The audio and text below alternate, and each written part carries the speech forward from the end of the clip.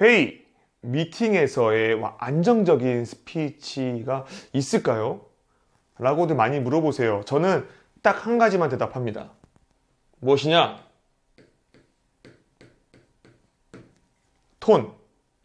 톤의 변화를 줘라.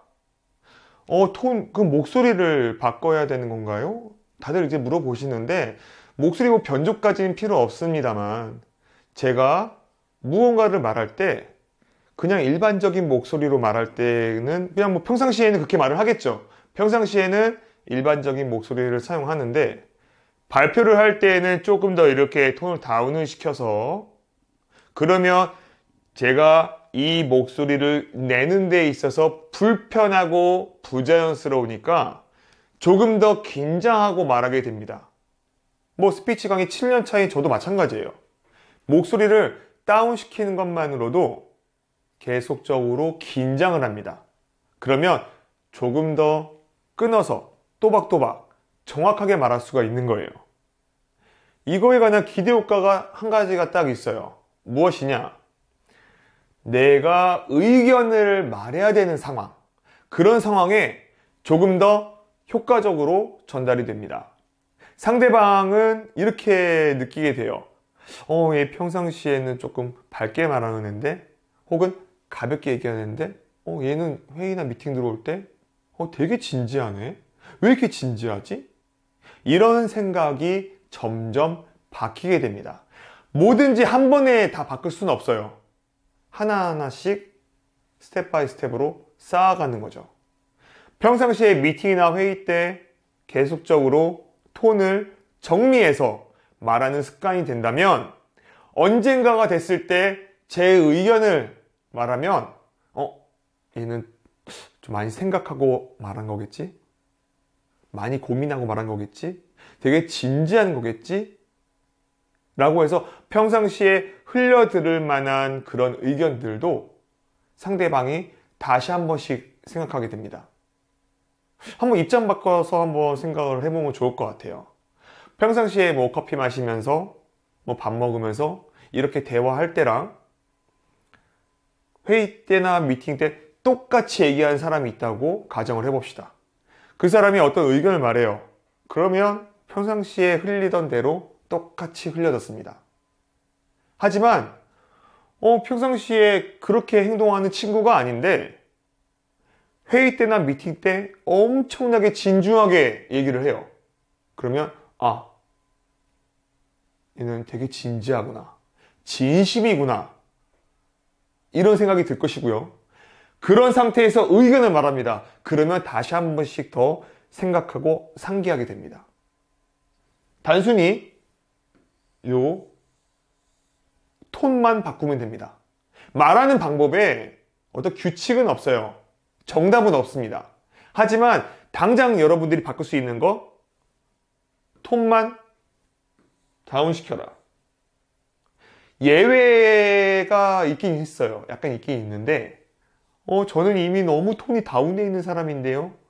저도 좀 아주 가끔씩 그런 케이스를 좀 보긴 했습니다. 고인이 되셨지만 신해철님 같은 경우도 상당히 저음이시죠. 제가 말하는 거는요, 그냥 저음, 고음 이런 개념이 아니고요. 톤에 관한 부분입니다. 목소리를 깐다라고 표현하죠. 이렇게 쭉 깐다라고 표현을 합니다. 목소리를 이렇게 낮게 낮은 음으로 말하는 게 아니고, 그렇다고 고음으로 이렇게 말하는 게 아니고요. 그냥 목소리를 깔아서 표현한다는, 그러니까 가까운 예로는 성악가의 목소리를 성대묘사한다라는 생각으로서 하시면은, 그런 식으로 접근하시면 좀 더 편할 것 같아요. 그냥 목소리를 깐다, 낮추는 게 아닌 깐다, 목소리를 깔아서 말하게 되면 좀 더 울리기도 하고요. 이렇게 말했을 때 좀 더 뭔가 전문성에 관한 느낌이 들죠. 이제 상담원들이 네네 그렇습니다 라고 말을 하죠. 그쵸? 근데 네네 그렇습니다, 네네 네네네 이렇게 하게 되면 뭔가 성의가 없어 보이잖아요. 마찬가지입니다. 목소리를 깔아서 톤을 정리만 한다면 바로 전문성이 있는 그런 스피치가 될 수 있습니다. 자, 톤이 정리가 됐다고 한다면 그 다음부터는 내가 무슨 말을 어떻게 해야 될지가 사실 제일 중요한 부분일 것입니다. 근데 이 부분은 제가 제안 드리기 상당히 어려워요. 왜냐면 직종에 따라서, 상황에 따라서, 시간에 따라서, 그리고 프로젝트에 따라서 상당히 말이 달라질 수 있기 때문입니다. 하지만 공통되는 부분 하나를 말씀드리겠습니다. 여러분, 대답에 관해서 정확한 정의를 알고 계신가요? 상대방이 물어봤을 때 그거에 대한 답을 제시하는 것이 대답입니다. 그런데 이 대답을 일단 앞에서 먼저 합니다. 어떻게 하냐? 자, 예시를 한번 들어보겠습니다. 이번 프로젝트에서 안정감이 중요합니다. 라는 말을 할 거예요. 저 같은 경우는 이제 일종의 훈련이 되어 있는 사람이니까 특별한 어떤 것을 안 써도 충분히 어필할 수 있어요. 하지만 여러분들 시작할 때 요 대답에 관한 부분을 먼저 한번 해보는 거예요. 네, 이번 프로젝트에서 중요한 부분은 안정감입니다. 제가 지금 뭐 했나요? 네, 라고 대답을 했죠. 왜냐면 이 대답은 누군가의 질문에 의한 대답이 아니에요. 대답이 아니고 일종의 시그널입니다. 시그널. 청중들을 집중시키는 시그널입니다. 자, 미팅이나 회의 때 그냥 갑자기 저의 의견은 이렇습니다. 이거보다는 무언가 발언권이 주어졌을 때 청중들을 집중시키는 한마디. 네! 이번 프로젝트는 블라블라입니다. 이렇게 말하는 겁니다. 가까운 예로 성우들이 그렇죠. 네, 이번에 청팀의 누구누구. 자, 성우들이 왜 앞에 네 라고 외쳤을까요? 집중을 시키는 겁니다. 자, 구간으로 한번 나눠보겠습니다. 구간으로. 자, 여기서부터 여기까지 말한다. 자, 평균적으로 한 문장 거의 4초에서 5초입니다. 그런데 50% 정도 요 구간은요, 거의 대부분 효과적으로 말을 할 수 없어요. 왜냐? 제가 아무리 효과적으로 말한다 하더라도 상대방들이 듣지를 않아요. 어떤 사람은 메모하고 있을 것이고, 어떤 사람은 그림도 그리고 낙서도 하고요. 그렇죠? 집중시킬 무언가가 필요합니다.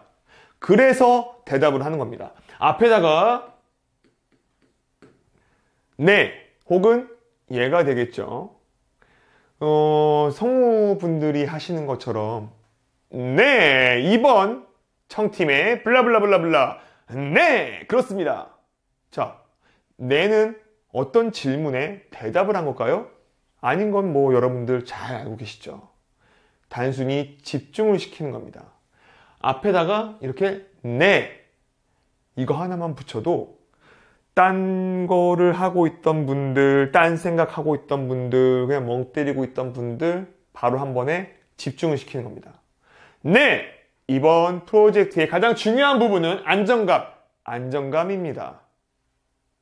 바로 네 하나만으로 저의 말, 구간, 모든 것을 한 번에 집중시켜서 전달하는 그런 방식입니다. 자, 첫 번째, 톤 정리가 중요하다고 했죠. 톤 정리만 되면요, 저희 강의 한 50% 이상 끝난 겁니다. 톤 정리가 된 상태에서 대답, 선대답, 네! 선대답. 톤 정리가 됐으면요, 네! 이거 한마디로 바로 집중을 시킬 수 있는 무기가 될 것입니다. 자, 제가 오늘 제안드린 이 두 가지 팁은 어떠셨나요? 다음 강의에서는 대답에 관한 부분을 조금 더 디테일하게 제안드리겠습니다. 감사합니다.